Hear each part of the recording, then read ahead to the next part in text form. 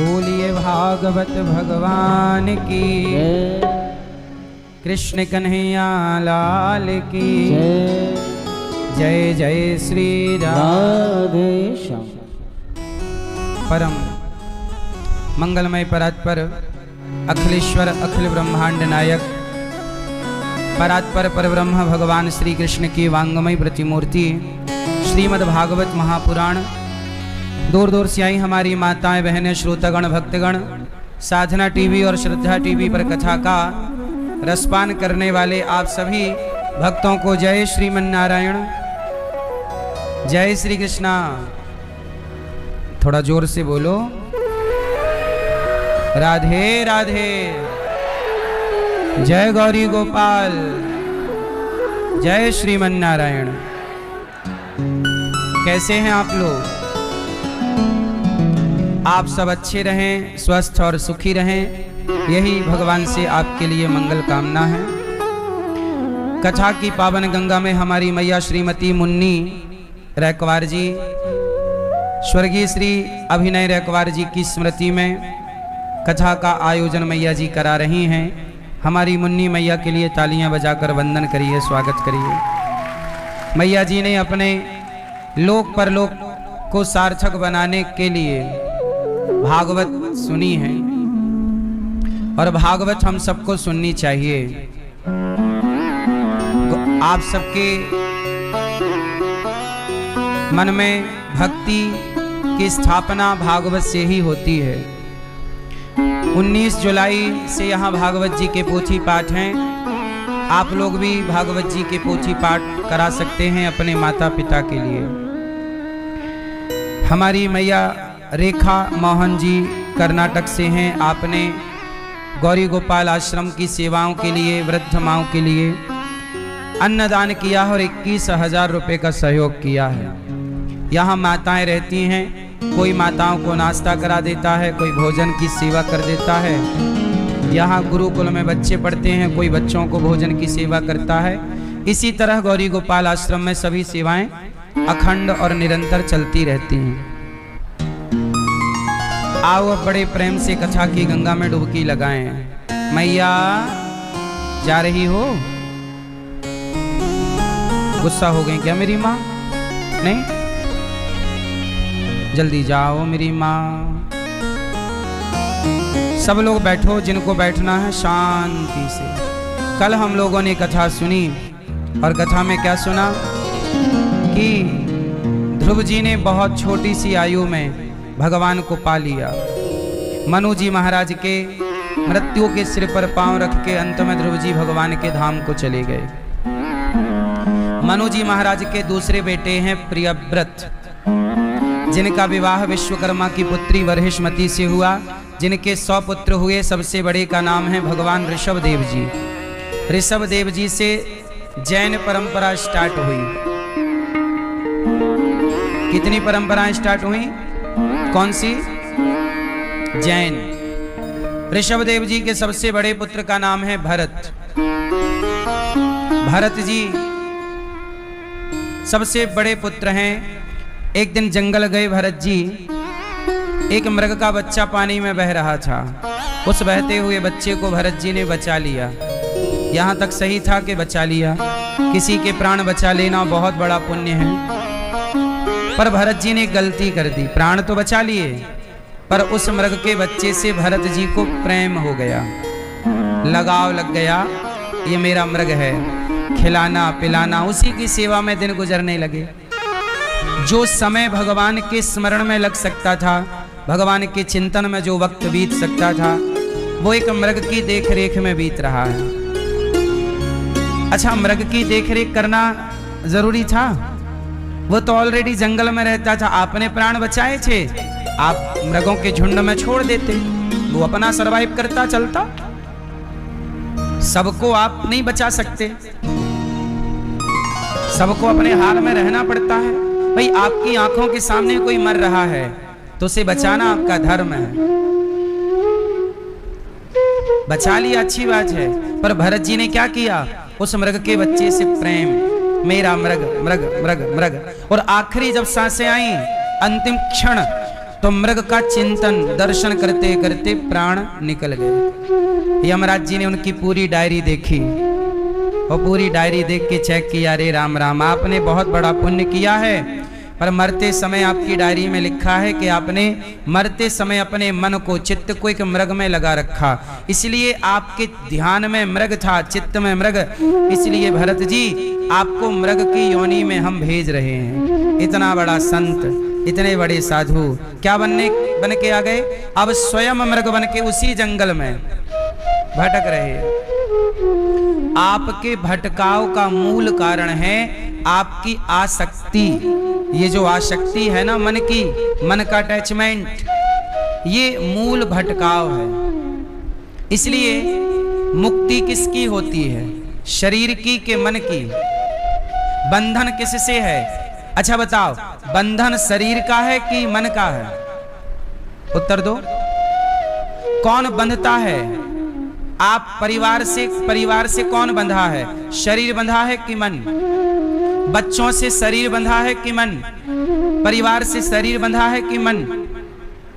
शरीर तो आपका यहां बैठा है, पर कई लोगों का मन घर में है। तो बंधन शरीर का नहीं है, बंधन किसका है? इसलिए मन के बंधन को खोलने के लिए ही सत्संग किया जाता है, कि मन के बंधन को हम खोल सकें, मन के बंधन को खोल सकें। पूरा खेल मन का है। इसलिए भरत जी मृग बन करके आ गए, क्योंकि मन कहां लग गया? एक मृग में। इसलिए कहता हूं आप भी मन को सब जगह ना लगाया करो। मन की स्थिति अच्छी नहीं है। मन की गति है अटपटी, झटपट लखे ना कोई, और मन की जब खटपट मिटे तो झटपट दर्शन होए। मन के हारे हार है, मन के जीते।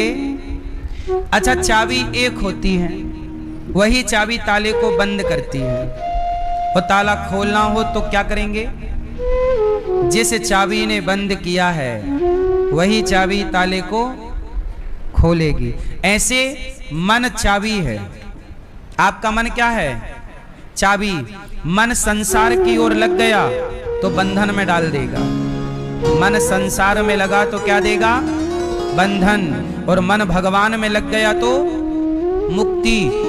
ऐसे चाबी की तो बंद ताला, और ऐसे की तो खुल गया। तो जगत में मन लगा तो बंधन है, और जगन्नाथ में मन लगा तो मुक्ति है। ये मन ही बंधन और मुक्ति का कारण है। कोई बंधन में है, कोई मुक्त है। जिसका मन संसार में लगा है। आप लोगों का मन कहां कहां लगता है? पैसे में लगता है, परिवार में लगता है, यहां तक तो सही है। पर मन में विकार तब आ जाते हैं जब मन पैसे और परिवार से हटकर पड़ोसन में चला जाता है।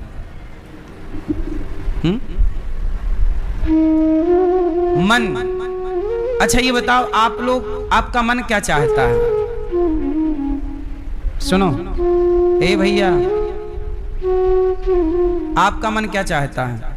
बैठे, खड़े नहीं। आपका मन क्या चाहता है? हैं? आपका मन क्या चाहता है? सुनाई नहीं पड़ता आपका? पीले भैया बताओ, आपका मन क्या चाहता है? ठीक है, आपका मन, आपका मन क्या चाहता है भैया? सुनो, अब हम बता रहे हैं कि आपका मन क्या चाहता है। ये दास अनिरुद्ध बता रहा है। आपका मन वही चाहता है जो आप देखते हैं। क्या चाहता है? आपने किसी की बड़ी गाड़ी देखी तो तुरंत मन चाहेगा हमारी भी ऐसी होती। आपने किसी का बड़ा घर देखा, तुरंत मन क्लिक करेगा ऐसा अपना भी होता। आपने किसी की सुंदर पत्नी देखी, तुरंत मन क्लिक करेगा कैसी अपनी भी होती। किसी सुंदर पुरुष को देखा, मन चाहता ऐसा अपना भी होता।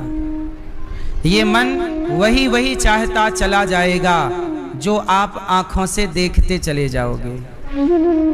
मन कुछ भी नहीं चाहता, मन वही चाहता है जो देखता है। क्यों जी, सही है? क्यों भैया? आप कभी दाल बाफले खाए हैं? मैया आप कभी दाल बाफले खाई हो? पिंक मैया आपने कभी दाल बाफले खाया है? नहीं खाए?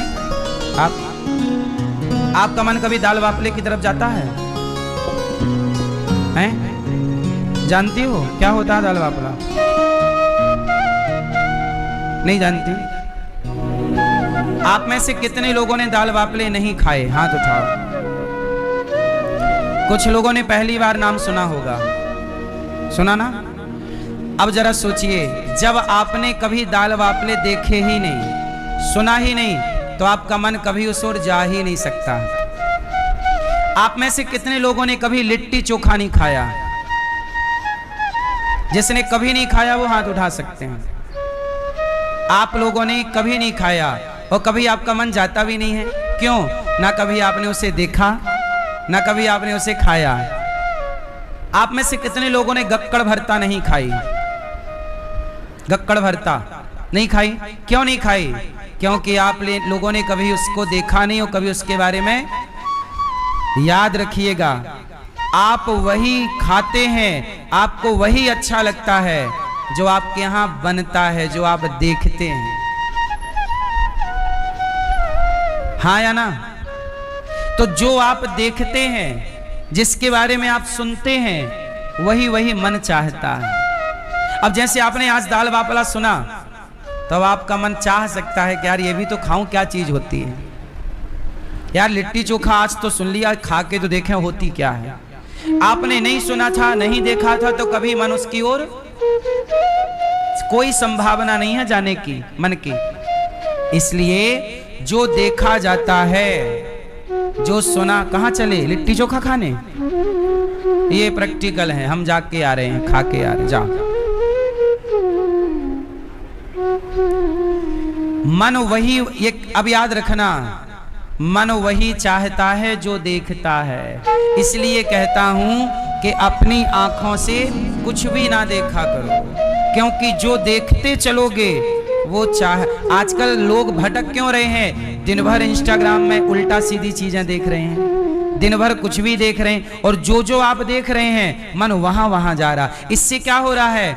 100 चीजें देखी तो मन 100 जगह गया, 200 चीजें देखी मन 200 चीजें जगह गया, और आपने एक चीज देखी होती तो मन सिर्फ एक जगह। तो एक देखने से भटकाव कम है और 100 देखने से भटकाव ज्यादा है। तो मन क्यों भटकता है? क्योंकि ज्यादा चीजें देखते हो। इसलिए अपनी आंखों पर कंट्रोल, क्या देखें क्या ना देखें, क्या सुने क्या ना सुने, इसलिए खुद पर कंट्रोल। इसलिए हमारे यहां कहते हैं, देखो भालो तको मत, बोलो चालो बको मत, खाओ पियो छको मत, चलो फिरो थको मत। देखना बुरा नहीं है, घूरना बुरा है। सही है? इसलिए भरत जी जैसे महान ज्ञानी एक मृग में मन लगाने से मृग बन गए। आप लोगों का मन कहां कहां लगता है? आप मरेंगे और मन कहीं गलत जगह लग गया तो आपको उसी योनि में जाना पड़ेगा। इसलिए कहता हूं कि ये जन्म और मृत्यु का जो चक्र है, चलती चक्की देख कर दिया कबीरा रो, दो पाटन के बीच में साबुत बचा न कोई। चलती चक्की, जब चक्की चलती है तो कबीरदास जी रोते हैं। अब चक्की चले तो कबीर जी क्यों रोए? चलती चक्की देख कर दिया कबीरा। अब कबीरदास जी काहे रो रहे हैं? चक्की को देखकर।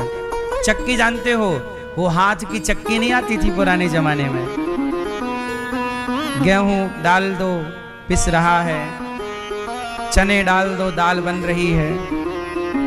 एक का दो कर देती ना चक्की दाना चने को, तो चक्की को देखकर कबीर जी क्यों रो रहे हैं आप बताओ? चक्की को देखकर कबीर जी क्यों रोए? क्यों रोए? इसलिए रोए, कबीरदास जी कहते हैं कि जैसे चक्की में दो पहिया हैं और जितना दाना आता है सबको पीस देती है, ऐसे जन्म और मृत्यु के दो पहिया हैं जो सबको जन्म मृत्यु पीस रहे हैं, सब पिस रहे हैं जन्म मृत्यु के पहिए में। कबीरदास जी बोले सबका जन्म होता है, सब मर जाते हैं, फिर जन्म होता है, फिर मर जाते हैं, फिर जन्म होता है, फिर मर जाते हैं। यही क्रम चल रहा है करोड़ों साल से, जन्म मृत्यु। अब कबीरदास जी बोले इससे बचना है तो क्या करें? अच्छा, इससे बचना है जन्म मृत्यु से तो क्या करें? आपको बचना है, किसी में फंसना है? किस किस को बचना है? पीछे वाली मैया, ओ लाल मैया, मैया गुस्सा से क्यों देख रही हो मेरी माँ? बताओ, आपको बचना है जन्म मृत्यु के चक्र से? बचना? सुनो फिर, कबीरदास जी का मुंह बोला बेटा था कमाल। कबीरदास जी का मुंह बोला बेटा कौन? उन्होंने कहा कि चलती चक्की चलने दे, पिस पिस आटा होए, कीले माही जो रहे, सो बालना बाका होए। कबीरदास जी रोए तो पुत्र कमाल ने कहा पिताजी मत रोइए, चक्की चल रही है चलने दो, आटा हो रहा है होने दो, पर कील एक है चक्की में। चक्की में बीच में क्या होती है? कील। उस एक कील में जो दाना चला गया फिर वो दाना नहीं पिसता। ऐसे जो एक हरि की, एक भगवान की शरण में चला गया वह पिसने से बच जाता है। इसे जो 84 के चक्र से बचना चाहता है उसे भगवान की शरण में जाना चाहिए। किसकी शरण में जाना चाहिए? मैया, ओ टॉफी वाली मैया, कथा की टॉफी खा लो। ये क्या तुम प्रपंच लेके बैठ गई? कथा चल रही है, सुन नहीं रही हो आप? कथा के बाद में प्रसाद बंटता है, अभी तो कथा ही प्रसाद है। आप खुद ना सुनोगी और टॉफी के चक्कर में सुनने भी ना दोगी। टॉफी महंगी है कि कथा? काहे तुम लॉलीपॉप पकड़ा रही हो? बैठ जाओ।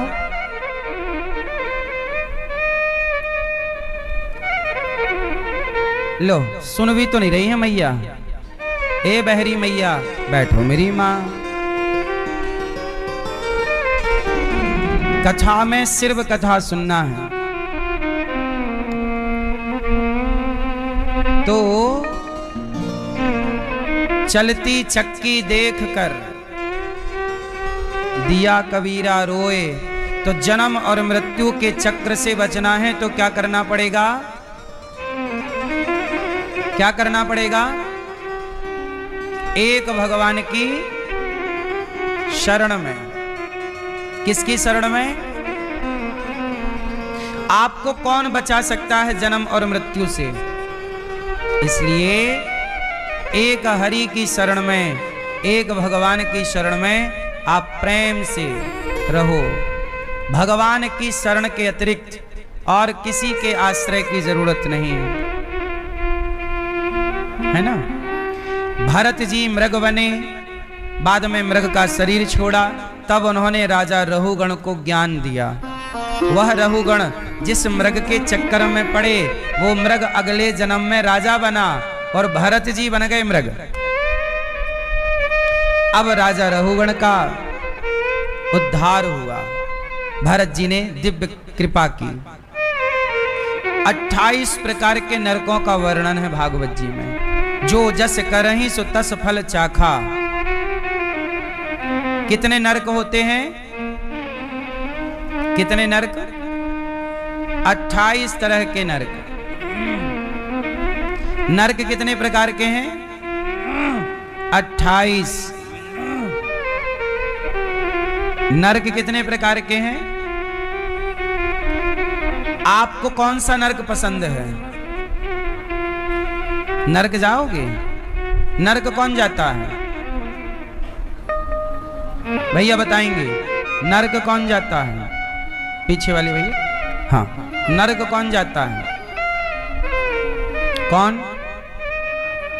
हाँ, जिनके कर्म बुरे हैं, जो बुरे कर्म करते हैं, वो नरक की यातनाएं भोगते हैं। जैसे मांस खाते हो, तो जैसे आपने जीव की हत्या की, ऐसे आपने उसे जितना दर्द दिया, अब वो दर्द आपके खाते पे चढ़ गया।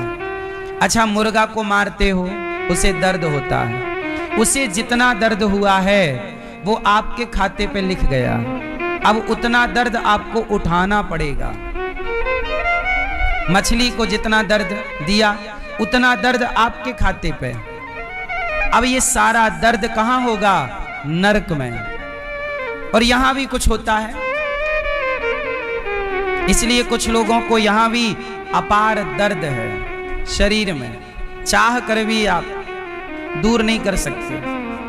कई तरह का दर्द होता है, शारीरिक दर्द भी होता है, और किसी का, आप किसी से बहुत प्यार करते थे और वो भगवान के घर चला गया, तो उसके वियोग में आपको दर्द होता है। कोई प्रेमी आपका, कोई अपना आपको छोड़ के चला जाए तो आपको कष्ट नहीं होता।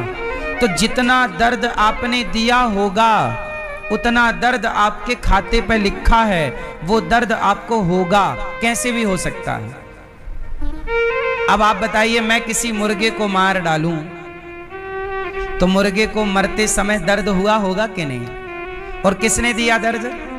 मैंने दिया, तो मेरे खाते पे आ गया, अब वो मुझे भोगना है। इसलिए आप लोग जितना मांस वांस खाते हो, आपको मांस अच्छा लगता होगा खाने में शायद, लेकिन फिर उसका दर्द भी आपके खाते पर है, कोई और थोड़ी भोगता है। अवश्यमेव भोक्तव्यम। नरक क्यों बनाए? ईश्वर को क्या जरूरत थी? 28 तरह के नरक हैं। मांस खाने वाले को रौरव नरक, धोखा देने वाले को महारौरव नरक, है ना? पराई स्त्री पर नजरें, अब जैसे आपकी अपनी पत्नी है और आप पराई स्त्री को देख रहे हैं, अच्छा उसके पति को पता लग गया कि इस आदमी ने मेरी पत्नी के साथ गलत किया है, तो वो पति खुश होगा कि दुखी हो जाएगा? अब वो पुरुष जितना परेशान होगा, उतना आपको कष्ट मिलना है, क्योंकि आपकी वजह से उसका दिल टूटा है, वो परेशान हुआ है। आपकी वजह से कोई आत्महत्या कर ले, पाप के भागीदार कौन है? इसलिए जब आप किसी का बिगाड़ते हो, तो आप मत भूल जाया करो कि आपका भी तैयार है। नहीं, दूसरों के लिए गड्ढा खोदोगे तो गड्ढा अपने लिए नहीं होगा। एक गांव था, उस गांव में एक वैश्या आ गई, पता नहीं कहां से। अब गांव के लड़कों को बिगाड़ने लग गई। अब गांव के लोग परेशान हुए, एक संत जी के पास गए, महात्मा जी आप हमारे गांव चलो, और गांव में एक वैश्या आ गई है, सारे गांव के बच्चों को बिगाड़ रही है, आप जरा गांव को सुधार लो। संत जी बोले ठीक है, संतों का काम ही सुधार करना है। संत जी आ गए और वैश्या की कुटिया, जहां उसका घर था, उसके ठीक सामने संत जी अपनी कुटिया बनाई घास की और रहने लग गए। और सकार सवेरे से सीताराम सीताराम राधे श्याम कीर्तन करें, श्रीमन नारायण खूब भजन करें। अब जो भी ग्राहक थे वैश्या के, वो संत जी के पास आने लग गए। हे लाला, धीरे धीरे वैश्या के ग्राहक कम हो गए और साधु जी ने सत्संग सुना सुना के सबकी बुद्धि पवित्र कर दी।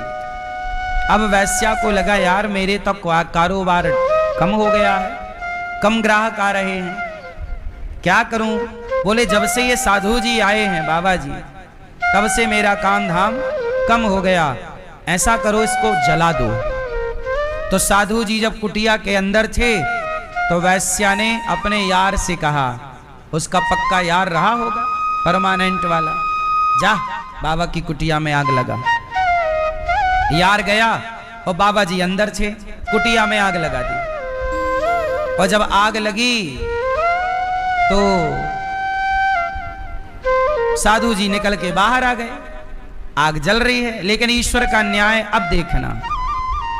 जब आग लगी साधु जी की कुटिया पर तो हवा चली, और हवा चली तो आग उड़ उड़ करके, आग के कण उड़ उड़ कर उस वैश्या के घर पर भी चले गए, क्योंकि उसका घर भी तो लकड़ी का ही था। अब धीरे धीरे आग वैश्या के घर पहुंची और देखते देखते वैश्या का घर भी जलने लगा। वैश्या दौड़ी दौड़ी आई, साधु जी आपने मेरा घर जला दिया। साधु जी मुस्कुरा के बोले, देवी मैंने नहीं जलाया। फिर बोले, तेरे यार ने मेरा घर जलाया तो मेरे यार ने भी तेरा घर जला दिया, हिसाब बराबर। जब आप किसी का बुरा करते हैं तो मत भूलिएगा कि आपका भी बुरा होगा। नहीं तो जो व्यक्ति पराई स्त्री को बरगला कर, या जो स्त्रियां पराये पुरुष को बरगला कर, आजकल बाजार में ये ज्यादा चल रहा है, इसकी स्त्री को बरगला कर, उसके पुरुष को बरगला कर लोग इनके उनके संग रह रहे हैं और चरित्रहीन होकर लोगों का घर उजाड़ रहे हैं। ऐसी स्त्रियां जो पर पुरुष में पड़ती हैं और ऐसे पुरुष जो पर नारी में पड़ते हैं, ऐसे स्त्री पुरुष कुंभी पाक नाम के नरक में जाते हैं। वहां लोहे की गरम स्त्री, लोहे का गरम पुरुष होता है, बिल्कुल गरम धधकता हुआ। स्त्री ने पुरुष के अपने पति को धोखा दिया तो वहां गरम लोहे के पुरुष से स्त्री को चिपकाया जाता है। और स्त्री, यदि पुरुष ने अपनी स्त्री को धोखा देकर पराई के चक्कर में पड़ा तो वहां पर उसे लोहे की स्त्री से चिपका कर और उसके शरीर को नोचा जाता है यमदूतों के द्वारा। सूर्य की तपन, नीचे से आग लगाकर एक तांबे की धरती, तांबे का इतना मोटा, आप ये मान लीजिए तांबा कॉपर की एक नीचे जमीन समझ लीजिए छत होती है, उसमें खड़ा करके नीचे से आग, ऊपर से सूर्य की तपन और उस लोहे की स्त्री से चिपकाया। इतनी भयंकर गर्मी होती है कि व्यक्ति तड़प जाता है पर मरता नहीं है, वहां सिर्फ तड़पना होता है। नरकों में क्या है, नरक की यातनाओं से कभी कोई मरता नहीं है, वहां सिर्फ तड़पने की व्यवस्था है। इसलिए आप ऐसे कोई कर्म ना कीजिए कि जो कर्म आपको नरकगामी बनाए। ठीक है, आप लोग तो नहीं अपनी पत्नी को धोखे में रखे हो, पड़ोसन के चक्कर में तो नहीं हो? क्यों आप नहीं? आप भैया पड़ोसन के चक्कर में नहीं हो? आप भैया पीछे वाले, आप अभी किससे पड़ोसन से बात कर रहे थे? नहीं, शादी हो गई? कहाँ पत्नी? लाए नहीं? हाँ, क्यों छोरा आपकी हो गई शादी?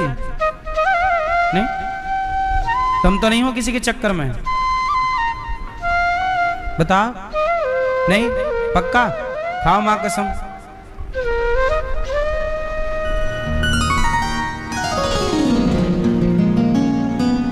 तो ये नरक हैं, अंध्रता मिश्र रौरव महारौरव, असिपत्रवन सुकरमुख अंधकूप, ऐसे 28 नरक होते हैं। अब राजा परीक्षित जी ने सुखदेव जी से कहा कि गुरुदेव, हम सब ने जाने अनजाने में कोई ना कोई पाप तो किया ही है, क्या हम सबको नरक भोगना पड़ेगा? क्या नरक जाना पड़ेगा? बोले हाँ। कोई उपाय है कि हम नरक ना जाएं? बोले एक उपाय है। अच्छा ये बताओ, आपने यदि पाप किया है तो बताओ नरक जाना पड़ेगा कि कोई उपाय है? आपके पास है कोई उपाय? मेरे पास एक उपाय है आपको नरक से बचाने का। कहो तो मैं उपाय दे दूं। बताओ किस किस को बताऊं? बताओ किस किस को उपाय बताऊं नरक से बचने का? मतलब आप सबको कंफर्म है कि नरक जाना है? कंफर्म है अंदर? बता दो महाराज जी उपाय, बच जाए, क्योंकि अब तो कर चुके हैं कर्म। तो सुनो, एक उपाय है। उपाय ये है कि एक पंडित जी थे। पंडित जी का नाम था अजामिल। क्या नाम था? अजामिल नाम के पंडित जी अपनी पत्नी को धोखा देकर कान्य कुब्जे दुजह कश्चित दासी पति रजामिला नामना नष्ट सदाचारो दास्याह संसर्ग दूषिता। एक पंडित जी थे, वो अपनी पत्नी को धोखा देकर एक वैश्या के संग रहने लग गए। उससे 10 बच्चे पैदा किए वैश्या से। एक दिन गांव में संत आए। संतों ने गांव में कहा कि भैया कहीं भोजन मिल जाए तो बताओ। तो गांव के कुछ उद्दंड बच्चों ने अजामिल के घर भेज दिया संतों को। बोले वो बड़ा भक्त है, जबकि वो बड़ा दुष्ट था। अब संत गए, अजामिल संयोग से घर पे नहीं था। पत्नी बोली स्वामी, संत लोग आए, महाराज क्या सेवा करूं? संत लोग बोले बेटी बड़ी भूख लगी है, शाम हो गई है, कुछ भोजन दे दो तो हम लोग भोजन कर लें। महाराज उसने सच्ची सच्ची कह दिया, महाराज मैं एक वैश्या हूं, क्या आप मुझे वैश्या के हाथ का भोजन कर लेंगे? संत बोले कि देखो तुम वैश्या हो, हमारा भगवान ने यदि हमें तुम्हारे पास भेजा है तो ईश्वर ने जरूर कुछ सोच कर ही भेजा होगा। ऐसा करो कि तुम हमें कच्चा अन्न दे दो, आटा दे दो और कच्ची चीजें दे दो, हम बना के पालेंगे। पर हमने तुम्हारी रोटी तो खाई है तो हम तुम्हारा कल्याण भी जरूर करेंगे। शायद ईश्वर की मर्जी यही है, लाओ। उन्होंने कच्चा सामान दिया। संतों ने बड़े प्रेम से वहां बनाया, भोग लगाया और अजामिल आया। अजामिल बोला ये साधु लोग क्या कर रहे हैं यहाँ? पत्नी ने कहा कि प्रणाम करो, ये संत लोग हैं। साधु जी, अजामिल बोला साधु जी खाओ और जल्दी जाओ, यहाँ मत टिको, मारेंगे हम तुम सबको, और तुम्हारा जो झोली ओली है ना सब हम लूट लेंगे, भागो यहाँ से। बड़ा दुष्ट था अजामिल। संतों ने कहा कि इस पापी का अन्न तो खाया है, अब इसका उद्धार करना हमारी जिम्मेदारी है। कुत्ता भी जिस घर की रोटी खाता है चौकीदारी करके उस घर के प्रति वफादारी व्यक्त करता है, तो साधु जिस घर की रोटी खा जाए संत उसका कल्याण करके ही रहते हैं। इसलिए पहले लोग साधु संतों को भोजन कराते हैं। इसलिए कहता हूं कि गौरी गोपाल आश्रम में जो हजारों संत भोजन पर डे करते हैं अन्न क्षेत्र में, आप संतों का भोजन अवश्य कराएं। संत जिसकी रोटी खाते हैं उसका कल्याण अवश्य होता है। ये देखो गौरी गोपाल आश्रम में हजारों संत पर डे प्रसाद ग्रहण करते हैं, ये सब संत हैं। इतने संतों की रोज 12 महीने यहां सेवा चलती है, 12 महीने। आप भी सेवा करिए, संत रोटी खाएगा तो बेकार नहीं जाएगी। अब संतों ने रोटी खाई, अजामिल से कहा तू भगवान का नाम जप, उसने मना कर दिया। तब अजामिल की पत्नी को संतों ने बुलाया, कहा कि सुनो तुम्हारा जो बच्चा है तुम्हारे पेट में 10वां बच्चा, इसका नाम तुम रख देना नारायण। अब उनके बच्चा हुआ, नाम नारायण रखा। अब अजामिल छोटे बेटे को बुलाता, बेटा नारायण, बेटा नारायण पानी लाओ, बेटा नारायण दूध लाओ, बेटा नारायण यहाँ आओ, बेटा नारायण भोजन लाओ, बेटा नारायण ये करो। तो दिन भर अजामिल के मुंह से इसी बहाने क्या निकलने लग गया? क्या निकलने लग गया? भगवान का नाम। और जब नाम निकलने लग गया तो अब उससे ये भजन होने लग गया। संयोग तो तब देखिए कि जब अजामिल की मृत्यु का टाइम आया और अजामिल के मुंह से धोखे से अपने पुत्र का नाम निकल गया नारायण। बचाओ बेटा, क्योंकि यमदूत आ गए। चिल्लाया नारायण। जब अजामिल ने अपने पुत्र का नाम लिया नारायण, दूरे क्रीडन का सक्तम पुत्रम नारायणा वयम प्लावितेन स्वर्णोच्चैराजुहावा जितेंद्रिया। जब नारायण पुकारा तो भगवान दौड़ पड़े, भक्त बुला रहा है।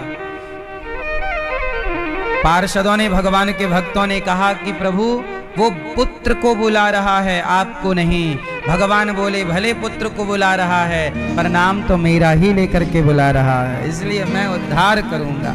तो कलयुग में कोई कितना भी बड़ा पापी हो, पापी से पापी जिसे नरक जाना है, वह भी यदि भगवान के नाम का आश्रय ले ले और नाम जप करने लग जाए तो वह नाम जप के पुण्य से नरक की यातनाओं से बच सकता है। तो नरक से आपको कोई बचा सकता है तो वो क्या है? भगवान का। इसलिए आप लोगों से मेरी विनती है कि काम करते रहिएगा और काम बराबर करिए, पैसे बराबर कमाइए। काम जरूरी है, परिवार की जिम्मेदारी सेवा जरूरी है, पर अहरनिश हर समय श्रीमन नारायण श्रीमन नारायण, श्री कृष्ण, श्री सीताराम, श्री सीताराम। प्रेम से नाम जप, नाम ना छूटे। नाम बड़ी चीज है। कलयुग में क्या है? इसलिए मैया आप भी अपने सांसों में बसा लो, खूब भगवान के नाम का जप किया करो और काम ना छूटे। आजकल लोगों ने गलती, आजकल लोगों ने ज्ञान तो पाया पर अधूरा पा लिया। आजकल लोग कहते हैं हम नाम जपेंगे पर काम नहीं करेंगे।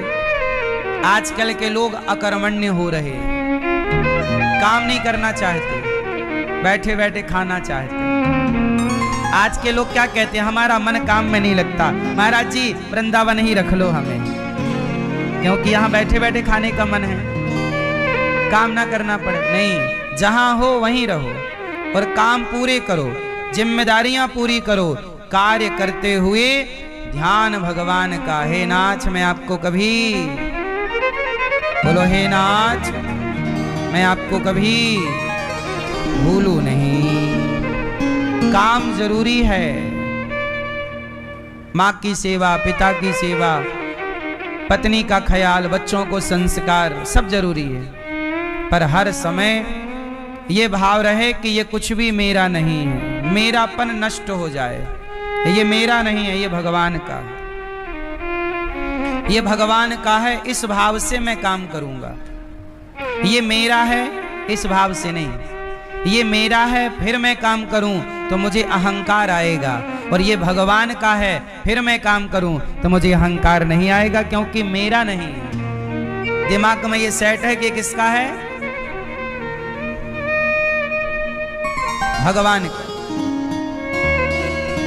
अजामिल ने मरते समय प्रभु को पुकारा, अजामिल का उद्धार हो गया।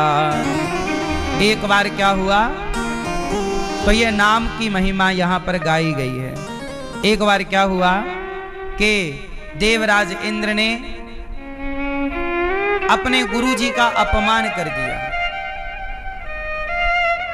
अपने गुरुजनों का तिरस्कार नहीं करना चाहिए। मैया, ओ मैया, झोला वाली मैया चली नहीं चली तो काहे खड़ी हो गई?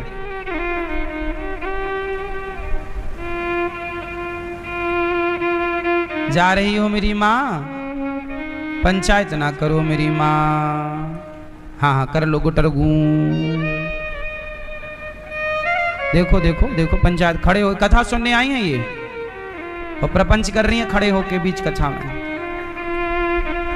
मैया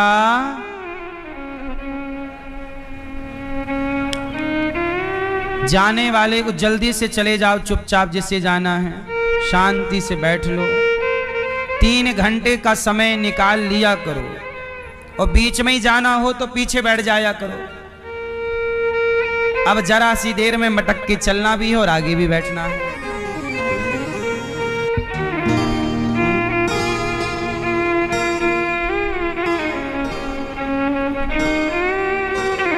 सुनो, भगवान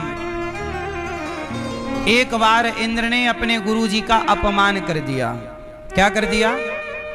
अपमान। कैसा अपमान कि देवराज इंद्र सुरा में सुंदरियां नाच रही थी कि वहां पर गुरु जी का आगमन हुआ, और जैसे ही गुरु जी आए तो देवराज इंद्र अपने गुरु को देखकर भी अपनी आसन से खड़े होकर गुरु जी का स्वागत सम्मान नहीं किया। तब बृहस्पति जी इंद्र से रूठ गए, और जब गुरु रूठ जाते हैं तो फिर भगवान भी रूठ जाते हैं। देवराज इंद्र पर संकट के बादल मंडराने लग गए, और देवराज इंद्र का इंद्रासन वृत्तासुर ने छीन लिया। किसने छीन लिया? इमरजेंसी गुरु विश्वरूप को बनाए, इंद्र ने गुरु की हत्या कर दी, और बाद में त्वष्टा मुनि ने वृत्तासुर को प्रकट किया। अब वृत्तासुर ने इंद्रासन छीन ली। अब इंद्र बेचारे दर दर की ठोकर खाने लग गए। तब इंद्र भगवान की शरण में गए, और भगवान की शरण में गए तब भगवान ने उपाय बताया कि इंद्र तुम महर्षि दधीची ऋषि के पास जाओ और उनसे उनकी हड्डियों की याचना करो। देखो हमारे देश में इतने बड़े बड़े दानी हुए हैं कि जिन्होंने अपनी हड्डियों का दान कर दिया। किसका दान? देवराज इंद्र के पास जो वज्र है वो आपने नहीं देखा, हड्डियों का है, फेफड़े की तरह, बिल्कुल जैसे हमारे यहाँ फेफड़ों में हड्डियां होती हैं, ऐसे वही हड्डी से। तो दधीची नाम के एक ऋषि थे।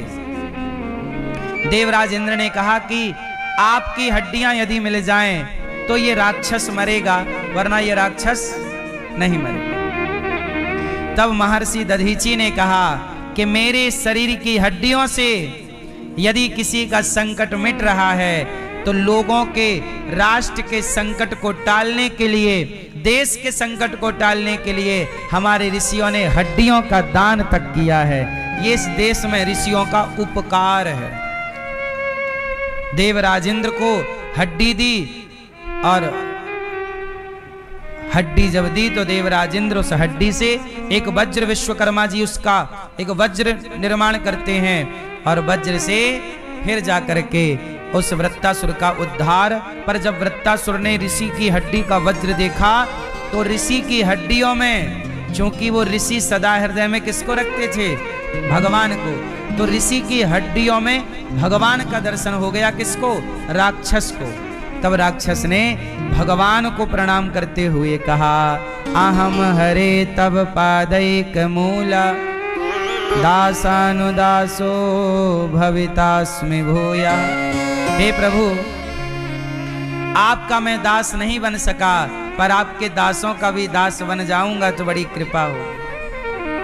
हाँ, अब प्रश्न खड़ा हुआ। परीक्षित जी ने सवाल किया कि गुरुदेव ये बताइए कि जब वृत्तासुर राक्षस था तो उसने भगवान की स्तुति क्यों की? राक्षस लोग तो भगवान की स्तुति करते नहीं हैं, क्यों स्तुति की? तब कहा कि ये पिछले जन्म का बहुत बड़ा भक्त था।